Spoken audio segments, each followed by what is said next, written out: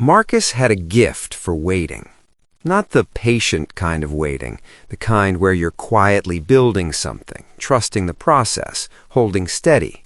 No, Marcus had the other kind, the dangerous kind, the kind where you tell yourself everything is fine while the clock on the wall keeps moving and you keep standing still.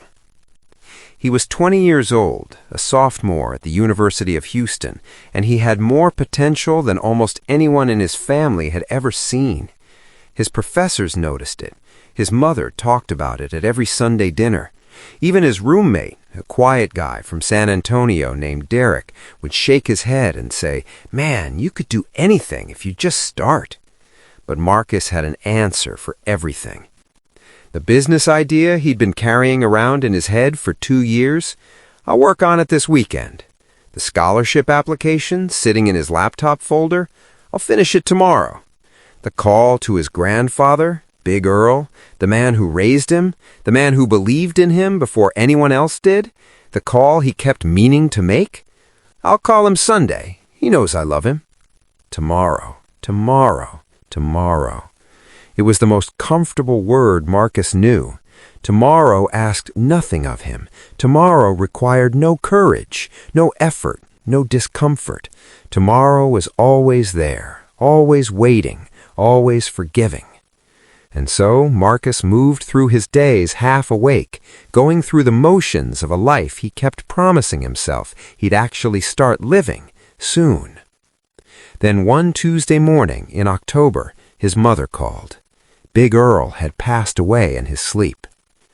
Marcus sat on the edge of his dorm room bed and stared at the wall for a long time after he hung up.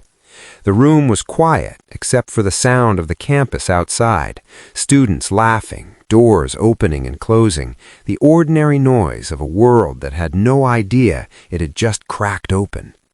He thought about the last time he'd actually spoken to his grandfather, 6 weeks ago, maybe 7.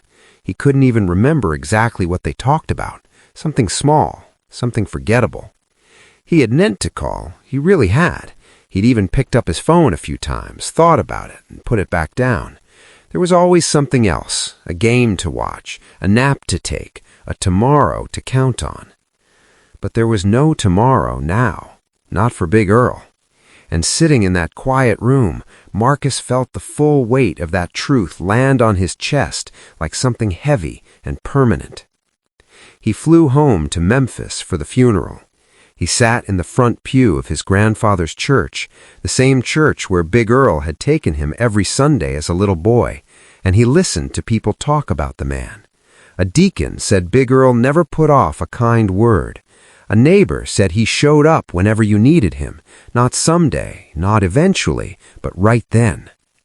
His mother stood up and said her father always told her, "Baby, the only moment you're ever promised is the one you're standing in right now." Marcus heard those words, and something broke open inside him. On the flight back to Houston, he didn't sleep. He pulled out his phone and opened that scholarship application for the first time in months. He read every question. He started typing his answers right there at 30,000 feet, somewhere over the dark stretch of land between Tennessee and Texas. His hands were shaking a little, not from fear exactly, from something more like urgency, like a man who had been asleep and suddenly felt the ground move beneath him.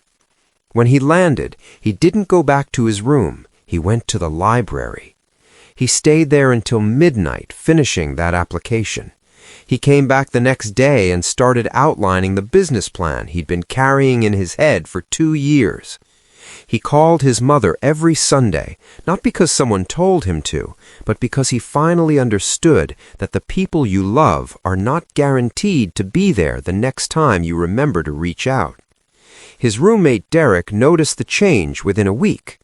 "What happened to you?" he asked one night, watching Marcus type away at his desk at 10 o'clock on a Friday. Marcus didn't stop typing. He just said, "I ran out of tomorrows." 6 months later, he won the scholarship, $12,000 toward his junior year. The business plan he'd been putting off became a proposal he pitched to a small business competition at his university. He didn't win that one, but he entered again the following semester, and that time he placed second and walked away with seed funding and a mentor who believed in what he was building. None of that is the real victory, though. The real victory was quieter than any of that.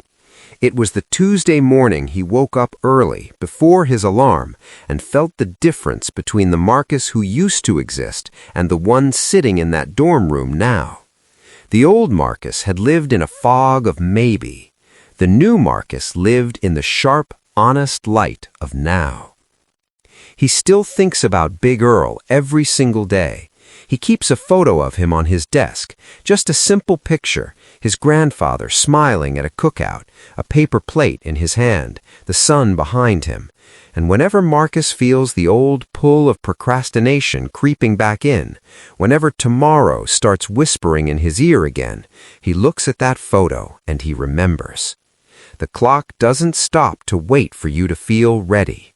The people you love will not always be there when you finally get around to showing up.